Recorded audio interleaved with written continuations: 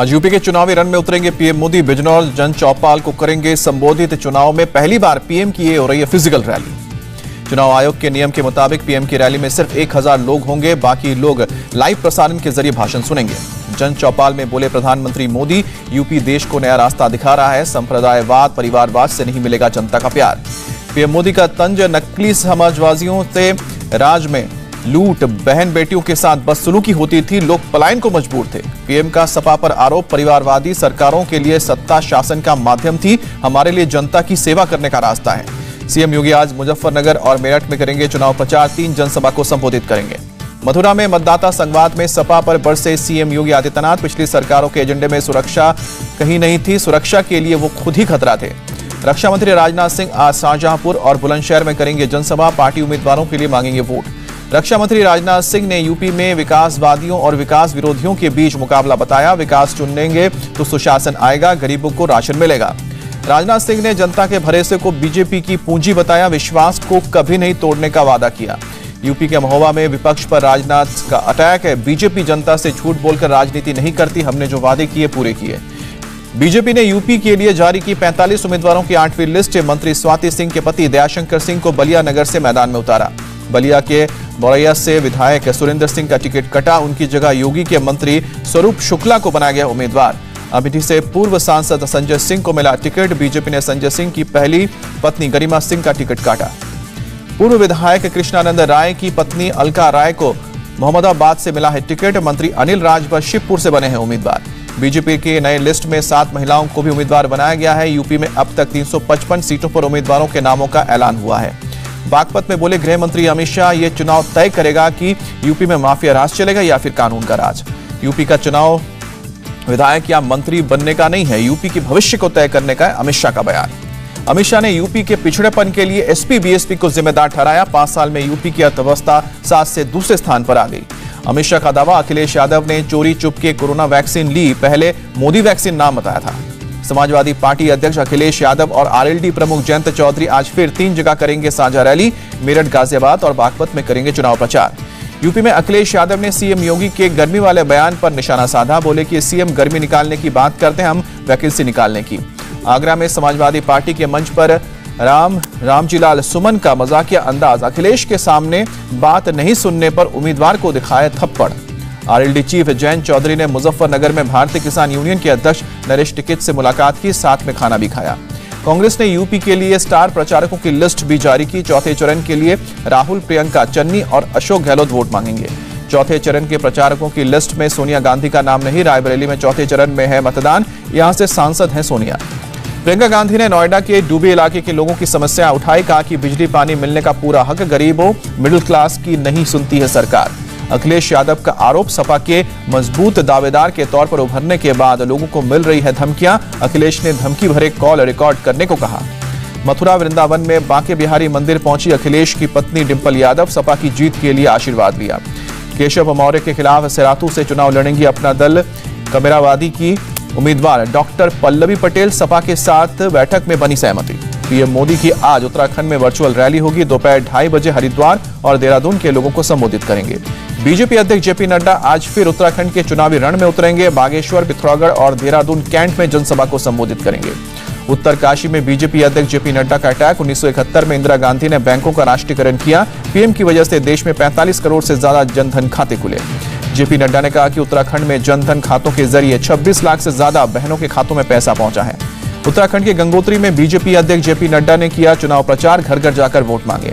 उत्तराखंड के रानीखेत में चुनाव प्रचार में जुटे CM Dhami, door to door campaign किया। चरणजीत सिंह चन्नी होंगे पंजाब में कांग्रेस का सीएम चेहरा। राहुल गांधी ने लुधियाना में ऐलान किया। सीएम के नाम का ऐलान करने के बाद बोले राहुल गांधी, पंजाब की जनता ने कहा कि हमें गरीब का घर का मुख्यमंत्री चाहिए। लुधियाना में राहुल गांधी ने पीएम मोदी को बताया राजा। पूछा क्या जनता के बीच जाते हैं, लोगों की मदद करते दिखते हैं। सीएम कैंडिडेट की घोषणा के बाद भावुक हुए चन्नी। पंजाब में 2/3 बहुमत के साथ कांग्रेस की सरकार बनाने का दावा किया। सीएम चन्नी ने कांग्रेस हाईकमान और पंजाब के लोगों का शुक्रिया अदा किया। पंजाब और पंजाबियों के विकास का वादा किया। चन्नी के सीएम उम्मीदवार बनने पर बोले नवजोत सिंह सिद्धू, राहुल का फैसला मंजूर। अगर मुझे फैसला लेने की पावर मिली तो माफिया राज खत्म कर दूंगा। नवजोत सिंह सिद्धू ने कैप्टन अमरिंदर पर निशाना साधा। कहा कि बीजेपी का छोड़ा हुआ रबड़ वाला गुड्डा था जो उनके इशारों पर चलता था। अकाली दल के अध्यक्ष सुखबीर बादल ने चन्नी को सीएम चेहरा घोषित करने पर कसा तंज, बोले ये रेत माफिया की जीत है। पूर्व पंजाब कांग्रेस अध्यक्ष सुनील जाखड़ का केजरीवाल पर किसानों की आड़ में राजनीति करने का आरोप। लखीमपुर दिल्ली के पास फिर भी नहीं गए। केजरीवाल के आरोपों पर पंजाब के सीएम चन्नी का पलटवार। 3 महीने से सीएम पर कोई दाग नहीं लगा, आप हर बात पर मुझ पर लगाती हैं आरोप। पंजाब में आम आदमी पार्टी के प्रभारी राघव चड्ढा का बयान, कांग्रेस एक बटे हुए घर की तरह है, इसे विपक्ष की जरूरत ही नहीं है। कांग्रेस महासचिव प्रियंका गांधी आज गोवा में करेंगी चुनाव प्रचार। 2 जनसभा के अलावा डोर टू डोर कैंपेन भी करेंगी। गोवा चुनाव के लिए कांग्रेस ने जारी किया मैनिफेस्टो, खनन का काम शुरू करने का वादा किया। कांग्रेस महासचिव रणदीप सुरजेवाला ने दिल्ली के सीएम को बताया ढोंगी और धोखेबाज, कहा कि वो छोटा मोदी हैं। महाराष्ट्र कांग्रेस के अध्यक्ष नाना पटोले का दावा, उत्तराखंड, पंजाब, मणिपुर और गोवा में कांग्रेस की सरकार बनेगी। चुनाव आयोग से खुले मैदान में रैली की इजाजत मिली। इंडोर में 50% और आउटडोर में 30% क्षमता के साथ अनुमति मिली है। चुनाव आयोग की रोड शो और वाहन रैलियों पर रोक जारी। प्रचार सुबह 8 से लेकर रात को 8 बजे तक जारी रहेगा। बिहार में एमएलसी चुनाव अकेले लड़ने पर बोले आरजेडी नेता तेजस्वी यादव, हम कार्यकर्ताओं की मांग को पूरा कर रहे हैं। यूपी में एमएलसी चुनाव की तारीख बढ़ाई गई है। अब 15 मार्च से होगा नामांकन, 9 अप्रैल को वोटिंग और 12 अप्रैल को रिजल्ट। आज लोकसभा में पीएम मोदी का संबोधन, राष्ट्रपति के अभिभाषण के धन्यवाद प्रस्ताव पर जवाब देंगे। एआईएमआईएम नेता ओवैसी पर हुए हमले पर आज संसद में बयान देंगे गृह मंत्री अमित शाह। सुबह 11:30 बजे राज्यसभा और शाम में लोकसभा में बयान। स्वर साम्राज्ञी लता मंगेशकर को आज संसद के दोनों सदनों में दी जाएगी श्रद्धांजलि। उनके सम्मान में आज संसद की कार्यवाही 1 घंटे के लिए स्थगित हुई।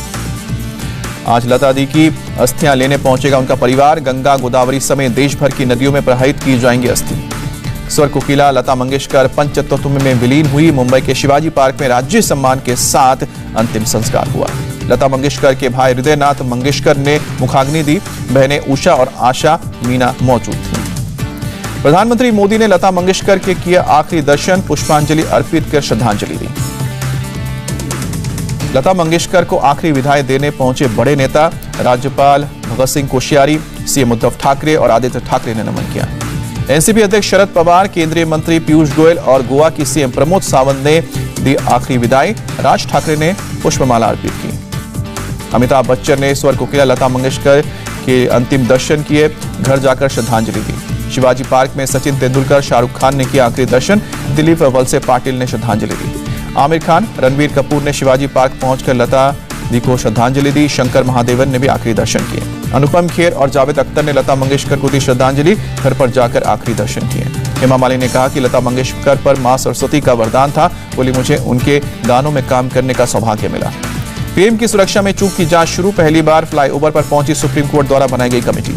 राज्य के बजट से पहले दिल्ली में वित्त मंत्री निर्मला सीतारमण से मिलेंगे कर्नाटक के सीएम बसवराज बोम्मई।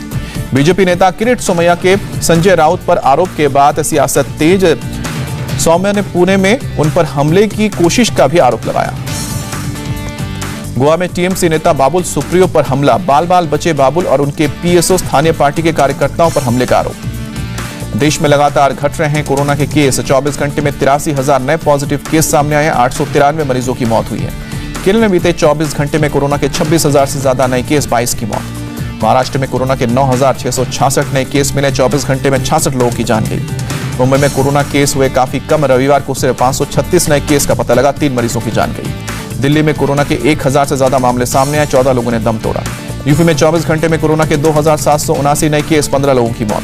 केंद्रीय मंत्री जितेंद्र सिंह का ऐलान, आज से 100% क्षमता के साथ खुलेंगे केंद्रीय सरकारी कार्यालय।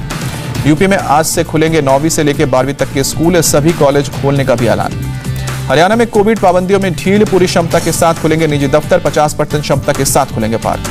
बिहार में फिर से खुलेंगे स्कूल, 8वीं तक के स्कूल 50% और 9वीं से 12वीं तक के स्कूल 100% क्षमता के साथ खुलेंगे।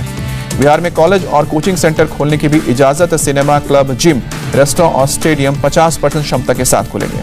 कोरोना के खिलाफ देश को मिला एक और हथियार। डीसीजीआई ने single dose Sputnik light vaccine को मंजूरी दी। देश में अब तक 9वीं कोरोना वैक्सीन को मंजूरी। जम्मू कश्मीर के सांबा में सीमा पार से नशे की तस्करी की कोशिश नाकाम की गई। सेना ने पाकिस्तान से 3 तस्करों को मार गिराया। सर्च के दौरान नारकोटिक्स के 36 packet, 1 pistol, 1 magazine, 9 round Pakistan की करेंसी जब्त हुई। बाड़मेर जिले के पांशाला गांव के पास 14 किलो हेरोइन जब्त की गई। बरामद हेरोइन की अंतर्राष्ट्रीय बाजार में कीमत करीब 35 करोड़ रुपए। यूपी के सुल्तानपुर में पूर्वांचल एक्सप्रेसवे पर दर्दनाक हादसा, कार में जिंदा जले 3 लोग। चश्मदीदों के मुताबिक तेज रफ्तार कार डिवाइडर से टकराई थी। उसके बाद धमाके के साथ आग लगी। पुलिस कर रही है मामले की जांच। कोटा में बीजेपी प्रदेश अध्यक्ष सतीश पूनिया के काफिले पर हमला हुआ। कांग्रेस कार्यकर्ता ने दिखाए काले झंडे। नोएडा के अंतरिक्ष डॉल्फ व्यू सोसाइटी में बिल्डर के खिलाफ प्रदर्शन, अवैध तरीके से मेंटेनेंस लेने और विरोध करने वालों से मारपीट का आरोप लगाया। अरुणाचल प्रदेश के ओंगिन में महसूस किए गए भूकंप के झटके रिक्टर स्केल पर 4.3 मापी गई। शिमला में लगातार बर्फबारी, बर्फ की सफेद चादर से ढका दिखा पूरा शिमला शहर। टीम इंडिया ने अहमदाबाद वनडे में वेस्टइंडीज को 6 विकेट से मात दी। 176 रनों के लक्ष्य को 4 विकेट खोकर हासिल किया। रोहित शर्मा ने खेली 60 रनों की शानदार पारी। युजवेंद्र चहल ने झटके 4 विकेट। पहले वनडे में मिली जीत से गदगद कप्तान रोहित शर्मा, गेंदबाजों को श्रेय दिया। वेस्टइंडीज को हराने के बाद रोहित शर्मा ने कहा कि यह सही वक्त है कि खिलाड़ी खुद को चुनौती दें। 100 विकेट लेने वाले दूसरे सबसे तेज भारतीय स्पिनर बने युजवेंद्र चहल। वेस्टइंडीज के कप्तान केरॉन पोलार्ड के नाम शर्मनाक रिकॉर्ड। वनडे क्रिकेट में यह 15वां मौका था जब पोलार्ड बिना खाता खुले पवेलियन लौटे। इंडिया टीवी हर वक्त हर जगह डाउनलोड करने के लिए सर्च करें India TV news Google play store या ऐप स्टोर पर।